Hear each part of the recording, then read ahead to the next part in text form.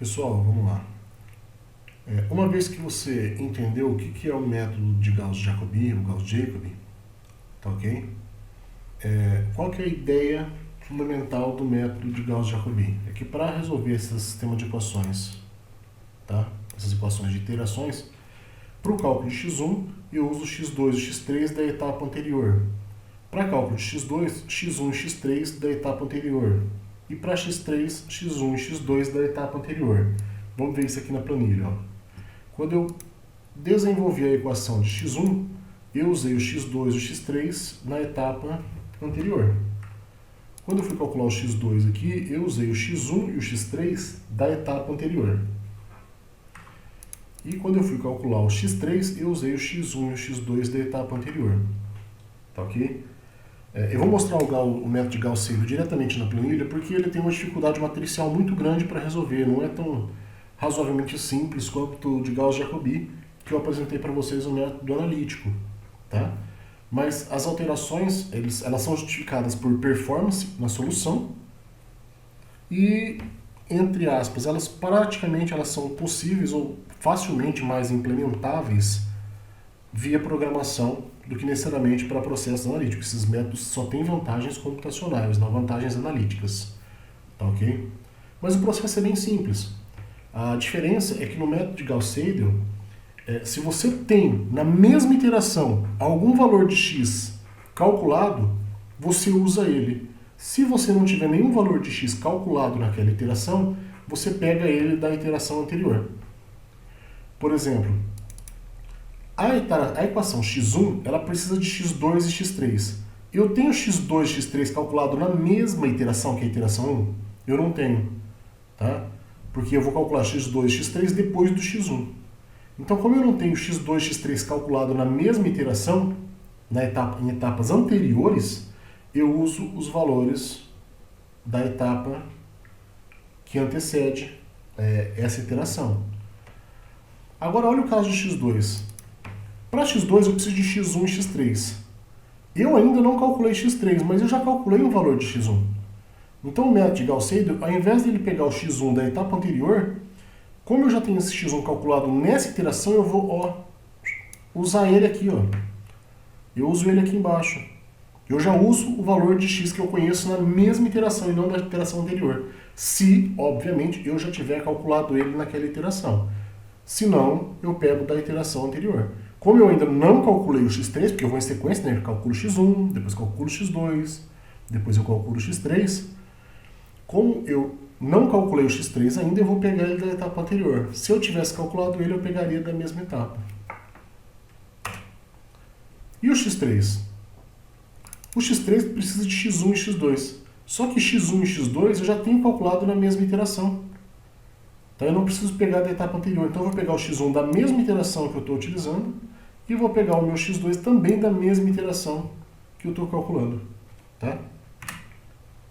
Então a pegada é essa. Na hora de montar as equações de iteração, se você já calculou, você usa. Se você não calculou, usa da iteração anterior. Percebe que isso aqui vai te dar uma certa dificuldade para montar vetores, para resolver isso de forma analítica. Tá ok? Mas é plenamente justificável. Uma vez que eu fiz essas correções nas minhas equações de iteração, eu vou atualizar todo o processo. E perceba, né? Método de Gauss-Jacobi, eu estava concluindo o processo com aquela tolerância na 8ª iteração. Percebe que no método de Gauss-Seidel, eu caí para a solução do mesmo problema na 5ª iteração. Então eu tive um ganho aí de 3 a 4 iterações, tá? Para resolver o mesmo sistema linear. Bacana? Então essa é a diferença entre os métodos de Gauss-Jacobi e Gauss-Seidel. Tá? Gauss-Seidel, se você conhece naquela iteração o valor que você precisa, você usa. Se você não conhece, você pega da iteração anterior. O ganho computacional ele é bem significativo. Tá joia? Existem 2 critérios para que você consiga prever se um sistema de equações lineares ele consegue apresentar para você, ou ele vai convergir para uma solução. Tá? Quando a gente trabalha com métodos numéricos, às vezes a gente precisa de uma certa cautela com relação à escolha do método para resolução de um tipo específico de sistemas de equações. E esses métodos ou esses critérios de convergência, eles são importantes para a gente prever, basicamente, se aquele sistema de equações lineares, ele apresenta ou não, ele vai apresentar ou não uma determinada convergência, tá? Tem o critério de Sassenfeld e existe o critério das linhas, tá ok? O critério de Sassenfeld, vou deixar como uma proposta aí para vocês estudar e ver como ele funciona. E eu vou estar apresentando agora para vocês o critério das linhas, tá? Um critério que tem uma garantia de convergência, que se ele for atendido. Basicamente, ele está associado em uma maneira de organizar o sistema de equações, tá? Para que eu consiga garantir uma convergência. A ideia é basicamente essa, tá? Vamos pegar esse mesmo problema que nós resolvemos aqui agora e vou mostrar para vocês como que eu verifico o critério de linhas aí para saber se o sistema tem ou não uma determinada convergência. Pessoal, então, o que a gente precisa saber sobre esses critérios estão associados basicamente à ideia de que, tá? Esses critérios eles trazem para a gente condições suficientes, porém não necessárias para a convergência do método por Gauss-Seidel, tá? Por um determinado sistema linear.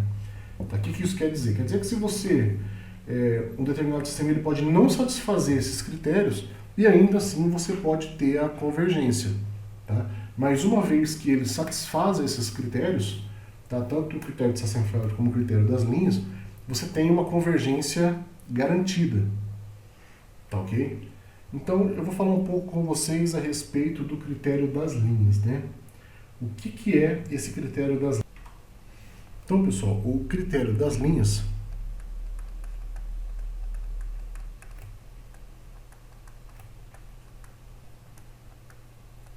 ele vai estabelecer para a gente que, né, a somatória, tá, com J igual a 1 e para todo J diferente de I até N, que é o número de equações que eu tenho, o módulo de A e J tem que ser menor do que o módulo de A e I. Tá? Em outras palavras, o que isso aqui quer dizer? Que a somatória de todos os termos, exceto o termo da diagonal principal, tá? Desprezando os sinais, tem que ser menor do que o valor da própria diagonal principal. Por exemplo, linha 1. 10 tem que ser, tá? Nesse caso aqui, estou invertendo a equação, 10 tem que ser maior que a somatória de 2 mais 3. Tá? Módulo de 10, o módulo da diagonal principal tem que ser maior que o módulo da soma de todos os termos adjacentes, ou seja, 10 é maior, tá? Nesse caso aqui, vamos colocar aqui na frente, eu tenho que 10 é maior que 5. E esse critério ele tem que ser atendido para todas as equações. Por exemplo, se eu pegar aqui na segunda linha, diagonal principal é 5. Então, o módulo de 5 tem que ser maior que a soma de módulo de 1 mais módulo de 1. Ou seja, 5 ele é maior que 2. Está atendido aí o critério de linhas. E para a terceira e última equação, tá? O termo de diagonal principal é 10. Então, para a terceira equação,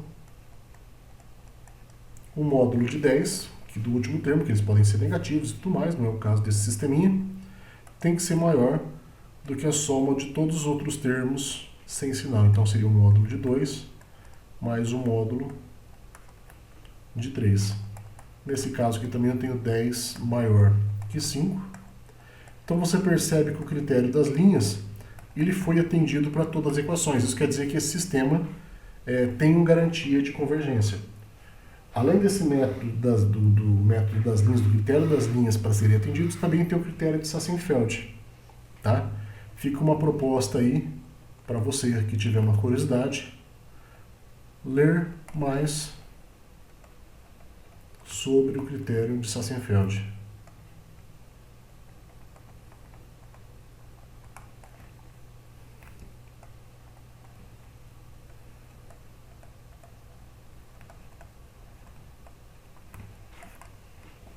Tá? Ele também não é muito complicado.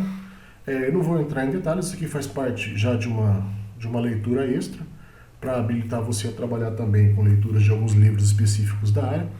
Então fica aí um tópicozinho para você pegar um pouco mais de informação para garantia de convergência para esses métodos. Tá? Uma dica bacana é sempre você procurar organizar o seu sistema de equações lineares de modo que os maiores valores para x1, x2 e x3 eles estejam na diagonal principal. Tá, ok? Isso vai garantir que o critério das linhas fique muito próximo de ser satisfeito e provavelmente o seu sistema vai ter, tá, uma solução, entre aspas, aí, garantida. Então, a dica é essa, né? Os maiores termos na diagonal principal aí facilitam bastante a convergência desses métodos. Tá ok? Muito obrigado e aquele abraço.